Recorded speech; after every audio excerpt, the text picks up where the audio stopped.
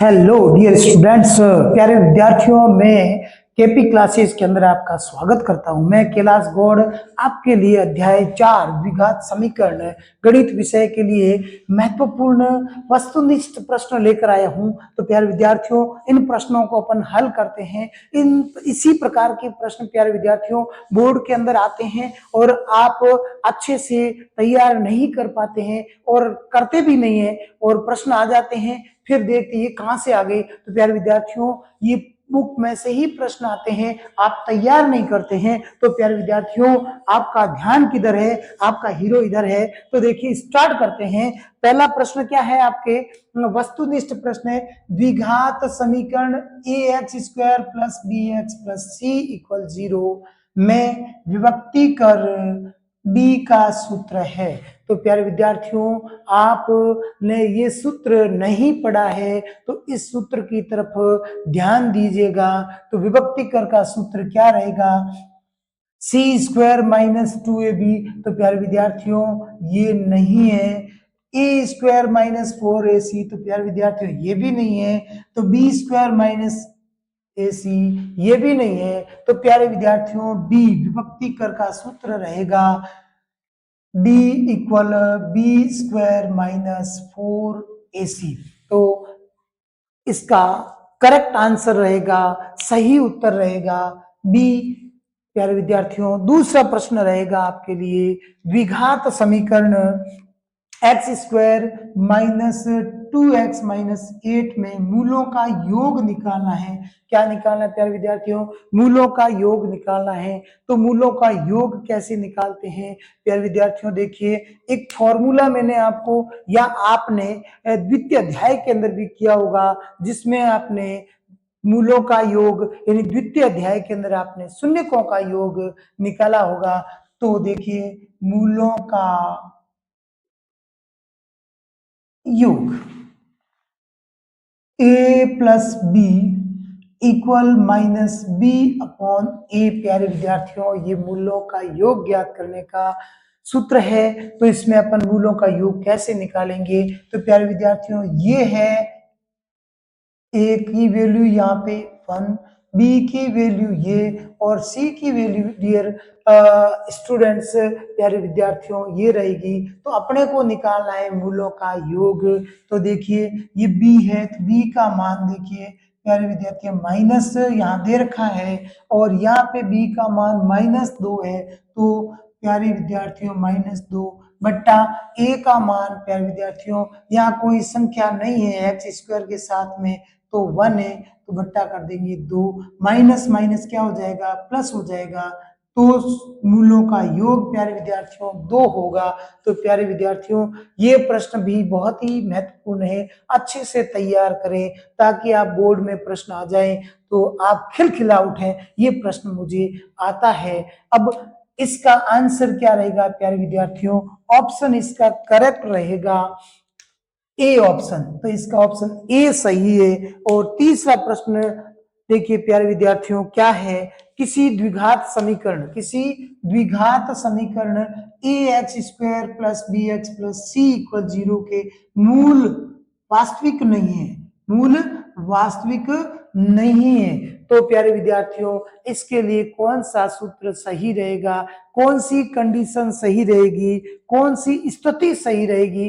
तो प्यारे विद्यार्थियों मूल समान नहीं होते हैं ना, तब उस डी का जब अपन मान निकालते हैं वो ऋणात्मक मान आता है। क्या आता है, ऋणात्मक मान आता है। तो प्यारे विद्यार्थियों एक होता है डी इक्वल 0 मूल समान है, ठीक है, और डी ग्रेटर देन 0, यहाँ डी का मान 0 से बड़ा है, यहाँ डी का मान 0 के बराबर है, यहाँ डी का मान 0 से बड़ा है, यानी 2 हो सकता है, 3 हो सकता है, 32 हो सकता है, ये सारे प्लस मान है, पॉजिटिव मान है। क्या है, पॉजिटिव मान। अब इसका आंसर जो है वो डियर स्टूडेंट्स प्यारे विद्यार्थियों ये रहेगा, डी का मान क्या होगा, 0 से छोटा होगा, यानी जितनी भी संख्या आएगी वो ऋणात्मक आएगी। क्या आएगी, ऋणात्मक 3 हो सकती है, ऋणात्मक 20 हो सकती है, कुछ भी हो सकती है। तो जब ऋणात्मक मान आएगा वो संख्या मूल वास्तविक नहीं होगा को दर्शाएगी।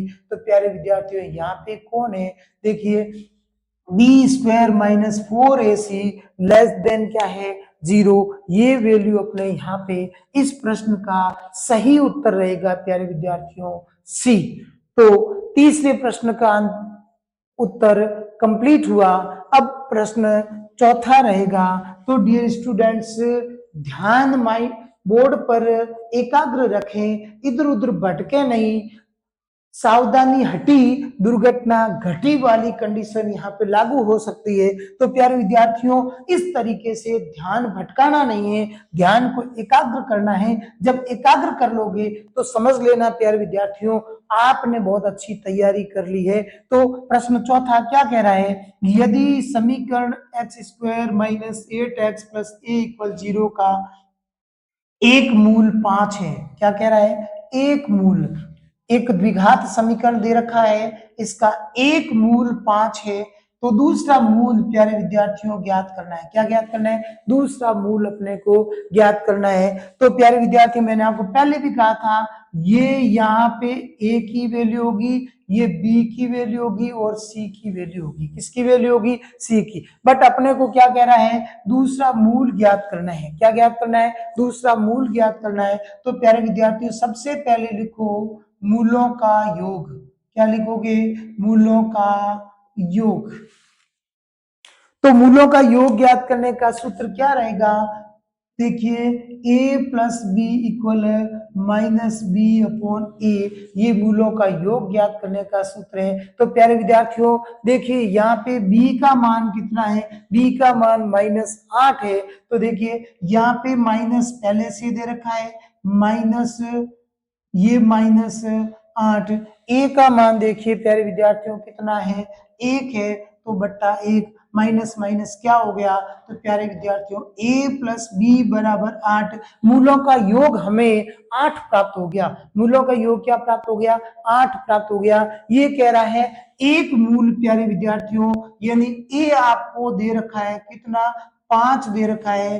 क्या ज्ञात करने के लिए कह रहा है, b ज्ञात करने के लिए कह रहा है। प्यारे विद्यार्थियों b की तरफ ध्यान दीजिए। तो b हमें क्या ज्ञात होगा, तो देखिए a का मान 5 प्लस b = 8। तो b का मान प्यारे विद्यार्थियों 8 - 5 कितना प्राप्त हो गया, 3 प्राप्त हो गया। इस तरीके से हम चौथे प्रश्न का करेक्ट आंसर निकालेंगे। प्यारे विद्यार्थियों क्या होगा करेक्ट आंसर चौथे सवाल का, दूसरा मूल प्यारे विद्यार्थियों 3 होगा। क्या होगा, 3। अब देखिए प्यारे विद्यार्थियों अगले प्रश्न के अंदर चलते हैं। अगले प्रश्न में चलने से पहले प्यारे विद्यार्थियों एक बात बोल देता हूं कि बोर्ड की परीक्षा बहुत नजदीक है। आप ये मत समझना कि अभी दिसंबर में चल रहे हैं, बोर्ड की परीक्षा फरवरी के अंदर है। तो प्यारे विद्यार्थियों जनवरी को भूल जाइएगा। जनवरी के अंदर आपके जिन लोगों ने बोर्ड की परीक्षा रेगुलर दी है उनके लिए प्रोजेक्ट फाइल तैयार करना, स्कूलों के अंदर 3rd यूनिट टेस्ट होगा, स्कूलों के अंदर प्रोजेक्ट फाइल है और प्री बोर्ड परीक्षाएं होगी। यथावत स्कूलों के अंदर जो परीक्षाएं ली जाएगी उन परीक्षाओं की तैयारी में लग जाएंगे तो समय जनवरी निकल जाएगा। इसलिए आप अच्छे से तैयारी में लग जाइएगा। और हम अगला प्रश्न लेते हैं। प्यारे विद्यार्थियों क्या कह रहा है, समीकरण x/5 - 5/x = 0 को संतुष्ट करने वाला, इस समीकरण को संतुष्ट करने वाले x का मान निकालना है। इसका मान निकालना है, x का मान निकालना है। तो प्यारे विद्यार्थियों क्या है इसका सॉल्यूशन है, देखिए हम चलते हैं इधर। तो दे रखा है प्रश्न के अंदर x/5, ये देखिए माइनस है। प्यारे विद्यार्थियों साइड चेंज कर दीजिए, प्लस हो जाएगा। क्या हो जाएगा, प्लस 5/x। अब प्यारे विद्यार्थियों वज्र गुणा कर लेंगे। क्या कर लेंगे, वज्र गुणा। x को x से गुणा कर लो, x² बराबर प्यारे विद्यार्थी 5 × 5 हो जाएंगे 25। तो प्यारे विद्यार्थियों x इक्वल हो जाएगा ±√25, x का मान हो जाएगा ±5। प्यारे विद्यार्थियों तो पांचवें प्रश्न का जो करेक्ट आंसर रहेगा वो रहेगा प्यारे विद्यार्थियों ±5। तो देखिए इसी के साथ अगला प्रश्न लेकर आए हैं अपन। तो यदि समीकरण x square minus 8x plus के बराबर 0 के मूल समान है, तो प्यारे विद्यार्थियों ये प्रश्न वस्तुनिष्ठ भी हो सकता है, ये प्रश्न रिक्त स्थान का भी हो सकता है। प्यारे विद्यार्थियों ये प्रश्न एक अंक का भी हो सकता है। तो प्यारे विद्यार्थियों जितने भी सवाल है किसी भी कंडीशन में आ सकते हैं, मैं इनको वस्तुनिष्ठ रूप में लेके आया हूं। तो ये मैं रिक्त स्थान के रूप में भी दे सकता हूं, मैं इन प्रश्नों को एक अंक के स्थान पर भी दे सकता हूं। तो प्यारे विद्यार्थियों ध्यान रखिएगा, तैयारी अच्छी से करिएगा, अभ्यास जितना कर सको उतना बढ़ चढ़ कर करना, ताकि आप एग्जाम अच्छे से देकर आए। एग्जाम हॉल के अंदर माइंड एकदम बदल जाता है। बाहर आप सोचते हैं मेरे को सारे आते हैं, लेकिन एग्जाम हॉल के अंदर ऐसी स्थिति हो जाती है, जो प्रश्न अपने को आते हैं प्यारे विद्यार्थियों उनके अंदर भी कंफ्यूज हो जाते हैं। तो प्यारे विद्यार्थियों कंफ्यूज नहीं होना है, अपने को माइंड को एकदम कॉन्सेंट्रेट रखना है, एकाग्र रखना है, मन के अंदर एकदम ऐसे रखना है कि मैं सारे प्रश्न अच्छे से कर सकता हूं। तो यदि अगला प्रश्न है, यदि समीकरण x square minus 8x plus के बराबर 0 के मूल समान है, तो प्यारे विद्यार्थियों समीकरण के अंदर स्थिति दे रखी है। स्थिति क्या दे रखी है? d इक्वल 0 है। क्या है? d equal 0। d इक्वल 0 होगा यानी d का मान 0 होगा ना, तब समीकरण के मूल समान होते हैं। समीकरण के मूल समान होते हैं। तो समीकरण की मूल यहाँ पे क्या है प्यारे विद्यार्थियों? समान है। तो यहाँ पे डी डिस्क्रिमिनेंट का फॉर्मूला प्यारे विद्यार्थियों पहले प्रश्न के अंदर भी दे रखा है। क्या दे रखा है? B square minus 4ac equal 0। तो प्यारे विद्यार्थियों यहां ध्यान रखना, अपने को ए बी सी के मान निकालने हैं। ये मान किसका है? यहाँ पे ए का, तो ए का मान कितना है? 1 है। ये किसका मान है? बी का। कौन? बी का मान -8 है। और ये किसका मान है? सी का। प्यारे विद्यार्थियों सी का मान कितना है? के है। तो ये मान अपन प्यारे विद्यार्थियों इस d बराबर 0 बी स्क्वायर माइनस 4ac के स्थान पर रखेंगे। तो b का मान कितना है? देखिए प्यारे विद्यार्थी यहाँ पे भी मैं आपको बता दूं, a का मान 1 है, b का मान -8 है, c का मान प्यारे विद्यार्थियों k है। अपने को k का मान निकालना, तो ये सारे मान मैंने यहाँ पे बॉक्स में डाल दिए हैं। Whole square minus 4 a value 1 c value k equal 0 -8 square करेंगे तो हो जाएगा -8 का वर्ग करेंगे तो प्लस का 64 हो जाएगा, -4 को k से गुना कर लेंगे k इक्वल 0। तो प्यारे विद्यार्थियों 64 - 4 के बराबर 0। साइड चेंज कर देंगे तो हो जाएगा, ये माइनस साइड चेंज करते ही +4k हो जाएगा इक्वल 64 हो जाएगा। तो k इक्वल प्यारे विद्यार्थियों 64 में 4 का भाग देंगे तो 16 प्राप्त होगा। तो k का मान प्यारे विद्यार्थियों क्या फाइंड हो गया? 16 प्राप्त हुआ। तो इस प्रश्न का प्यारे विद्यार्थियों उत्तर रहेगा, करेक्ट आंसर रहेगा ए। तो इस प्रकार प्यारे विद्यार्थियों आपके लिए एक क्वेश्चन लेकर आया हूं, जिसका आंसर आपको कमेंट बॉक्स में देना है कि द्विघात समीकरण a x square plus b x plus c बराबर 0, द्विघात समीकरण क्या है प्यारे विद्यार्थियों? A x square plus b x plus c की उच्चतम घात कितनी होती है? ये कमेंट बॉक्स में उत्तर देना है प्यारे विद्यार्थियों। प्यारे विद्यार्थियों अगला प्रश्न है, एक आयताकार भूखंड का क्षेत्रफल 528 वर्ग मीटर है। कितना है प्यारे विद्यार्थियों? 528 वर्ग मीटर है तथा लंबाई चौड़ाई के दुगुने से एक अधिक है। तो आयताकार भूखंड की लंबाई और चौड़ाई ज्ञात करनी है।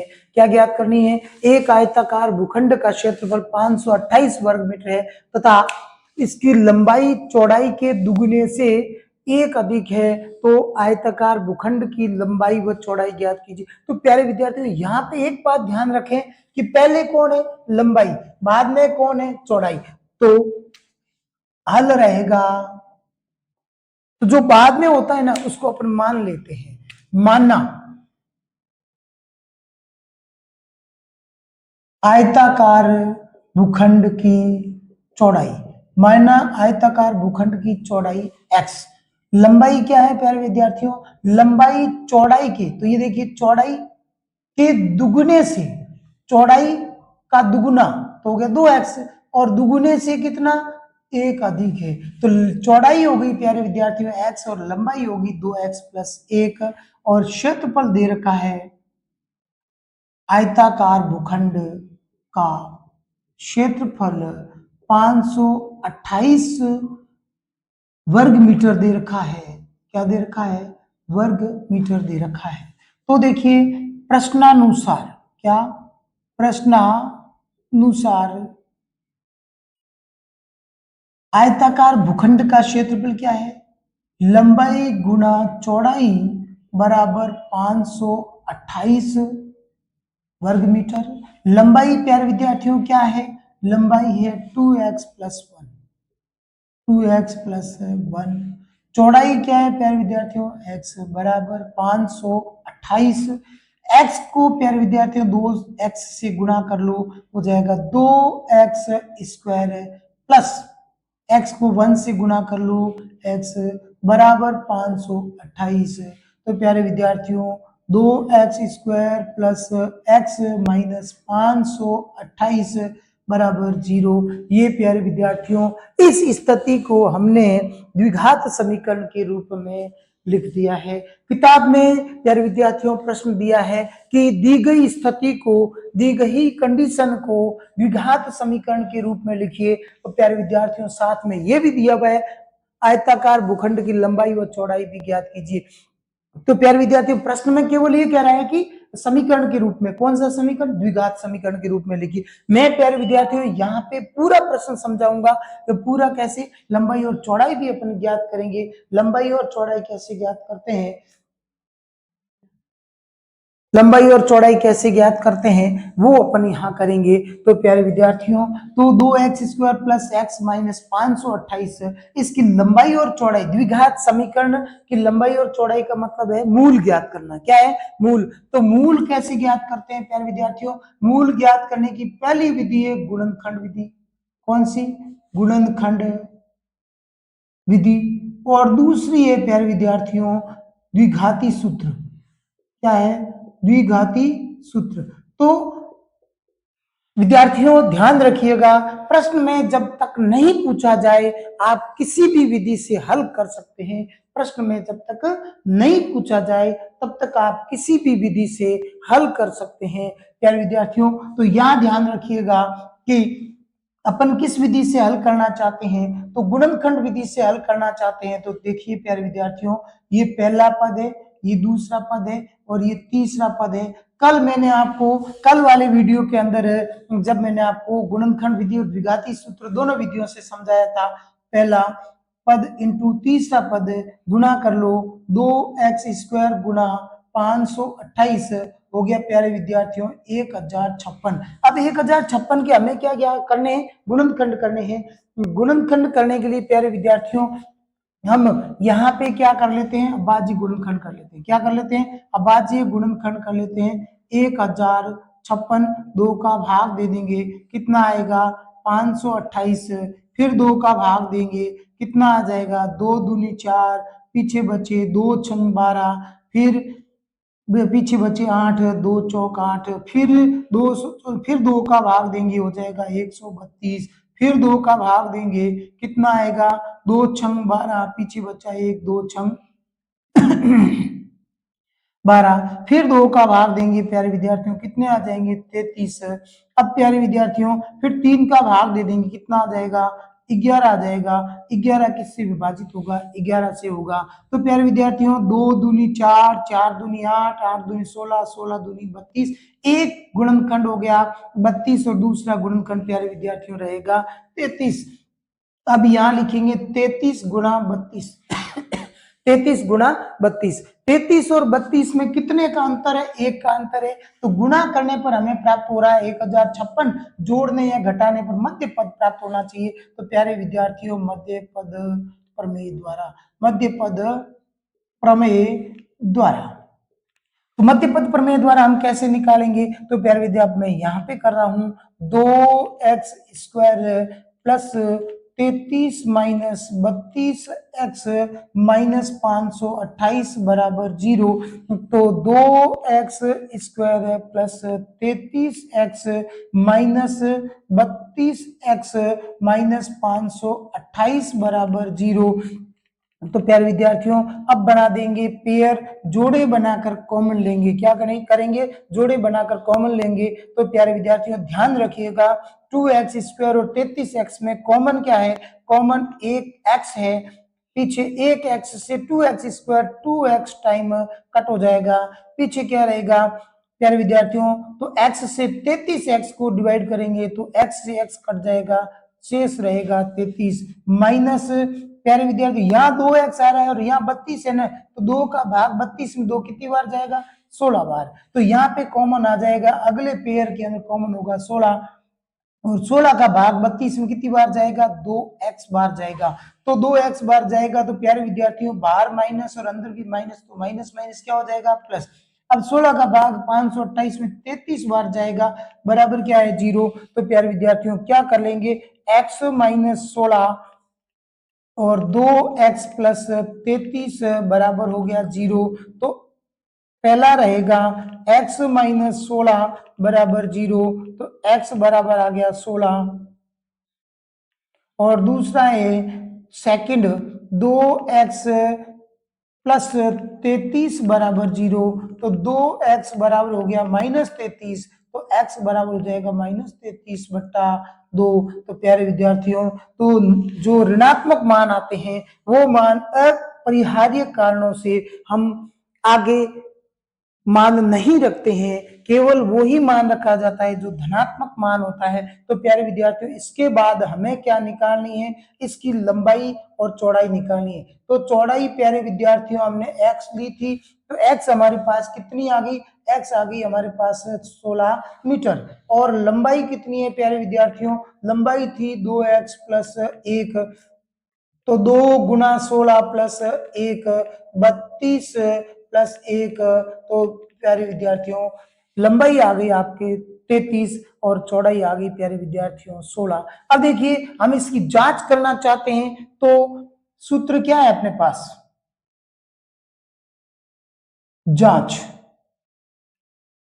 जांच लंबाई इंटू चौड़ाई, लंबाई इंटू चौड़ाई बराबर 528। लंबाई कितनी है? 33 इंटू चौड़ाई कितनी है? 16 बराबर 528। 16 तिया 48 की 8 हासिल लगी 4, 48 और 4 कितने होते हैं प्यारे विद्यार्थियों? 52 होते हैं। तो देखिए 528 बराबर 528, तो ये आपके जांच भी हो गई। तो प्यारे विद्यार्थियों, मैं प्रश्न ऐसे हल करवाता हूं कि आपका प्रश्न जब हल कर लें तो बोर्ड की परीक्षा के अंदर आपके पास उत्तर माला नहीं होती है, तो आप सोचते हैं इसका उत्तर सही है या गलत है। तो सही है या गलत की जानकारी के लिए हम पुनः क्या करते हैं? जांच, लंबाई इंटू चौड़ाई, यानी आयत का क्षेत्रफल क्या है? 528 है, तो क्षेत्रफल का सूत्र क्या है? लंबाई इंटू चौड़ाई। तो लंबाई 33, चौड़ाई 16, दोनों को गुणा करो, 528 प्राप्त हो रहा है। इसका मतलब अपना उत्तर एकदम सही है प्यारे विद्यार्थियों, कंफ्यूज नहीं हो। तो अगला प्रश्न करते हैं अपन। अगला प्रश्न है प्यारे विद्यार्थियों, अंकित एवं उसके पिताजी की आयु में 30 वर्षों का अंतर है। क्या है प्यारे विद्यार्थियों? अंकित और उसके पिताजी की आयु में, अंकित और उसके पिताजी की आयु में 30 वर्षों का अंतर है। क्या है? 30 वर्षों का अंतर है। उनकी आयु के वर्गों का अंतर, आयु के वर्गों का अंतर 1560 है विद्यार्थियों। तो अंकित और उसके पिताजी की आयु ज्ञात करनी है। क्या करना है? तो प्यारे विद्यार्थियों, बहुत ही प्रश्न महत्वपूर्ण है। दो क्रमागत धनात्मक पूर्णांकों के वर्गों का योग 365 है, उसी से जुड़ा हुआ प्रश्न है। तो आपको मैंने ये अलग से एक प्रश्न सिलेक्ट किया है और इस प्रश्न को भी लेकर आया हूं, ताकि बोर्ड पैटर्न के अनुसार प्रश्न बनता है। तो प्यारे विद्यार्थियों, प्रश्न बोर्ड का एग्जामिनर कैसे पेपर बनाता है वो उस पर डिपेंड करता है। रिलेटेड क्वेश्चन कुछ भी ला सकता है। तो प्यारे विद्यार्थियों, अपने पास 4.2 के अंदर क्या दे रखा है, दो क्रमागत धनात्मक पूर्णांकों के वर्गों का योग 365 है। तो पूर्णांक ज्ञात कीजिए। तो प्यारे विद्यार्थियों, अंकित तथा उसके पिताजी की आयु में 30 वर्षों का अंतर है। तो प्यारे विद्यार्थियों देखिए, इसका हल करते हैं। क्या हल है? मानना अंकित के पिताजी की आयु x, अंकित के पिताजी की आयु x, अंकित की आयु, अंकित व उसके पिताजी की आयु में अंतर बराबर x माइनस 30। तो देखिए प्यारे विद्यार्थियों, अंकित के पिताजी की आयु x है, तो अंकित पिताजी से छोटा ही होगा, तो दोनों में अंतर कितना हो गया? 30। और आयु के वर्गों का अंतर बराबर 1560 दे रखा है प्यारे विद्यार्थियों। तो हम करेंगे प्रश्नानुसार। क्या करेंगे? प्रश्नानुसार। पहले क्या लिखोगे? पहले लिख दो आप पिताजी की आयु, पिताजी की आयु स्क्वायर माइनस अंकित की आयु बराबर दोनों की आयु के वर्गों का योग 1560 है। तो प्यारे विद्यार्थियों, यहाँ पे भी स्क्वायर है। तो पिताजी की आयु क्या है प्यारे विद्यार्थियों? x का होल स्क्वायर माइनस अंकित की आयु क्या है? x माइनस 30 का होल स्क्वायर बराबर 1560। तो प्यारे विद्यार्थियों, यहाँ पे लग रही है क्या? यहाँ पे अप्लाई हो रही है आपके सर्व समीका। क्या अप्लाई हो रही है? सर्व समीका। तो आपको आती होगी प्यारे विद्यार्थियों, क्योंकि 9th क्लास के अंदर आपने याद की है। किसमें की है? 9th क्लास के अंदर आपने सर्व समीका याद की है। कौन सी सर्व समीका? ये है प्यारे विद्यार्थियों, x माइनस वाई का whole square equal x square minus 2xy plus y square. ये वाली सर्व समीका प्यारे विद्यार्थियों लगती है यहाँ पे। ये साइड में लिखनी है प्यारे विद्यार्थियों, तो यह जगह की कमी होने के कारण मैंने बीच में लिखी है। अब इसके आगे करेंगे प्यारे विद्यार्थियों, एक्स स्क्वायर माइनस ए माइनस बी के होल स्क्वायर। तो लिख देंगे x square minus 60x plus 30 का वर्ग कितना हो जाएगा? 900। तो प्यारे विद्यार्थियों, x square minus x minus 30 है होल स्क्वायर, तो ए स्क्वायर एक्स स्क्वायर, तो ये भी एक्स स्क्वायर, ये भी एक्स स्क्वायर सेम। फिर 2xy, तो यहाँ पे 30 है यानी 30 है, और यहाँ पे 2 है, 30 दूनी कितना हो गया? 60। और यहाँ पे कौन है? x, 60x प्लस 900 बराबर कितना है प्यारे विद्यार्थियों? 1560। तो ये हो गया एक्स स्क्वायर, ब्रैकेट ओपन कर दो, minus x square minus minus क्या हो जाएगा? प्लस 60x हो जाएगा प्लस 900 हो जाएगा बराबर 1560 हो जाएगा। क्या हो जाएगा? 1560। एक्स स्क्वायर से एक्स स्क्वायर प्यारे विद्यार्थियों कट जाएगा, क्या बचेगा? सॉरी प्यारे विद्यार्थियों, यहाँ पे माइनस है, यहाँ प्लस है, तो यहाँ माइनस हो जाएगा। क्या हो जाएगा? माइनस। ये 60x बराबर क्या हो गया प्यारे विद्यार्थियों? 1560 प्लस 900।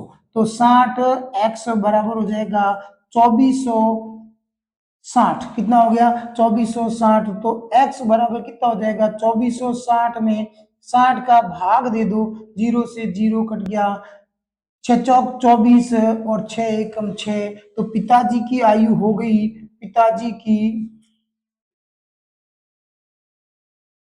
आयु प्यारे विद्यार्थियों कितनी है? 41 वर्ष है। पिताजी की आयु कितनी है? 41 वर्ष।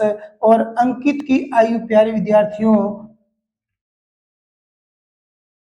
अंकित की आयु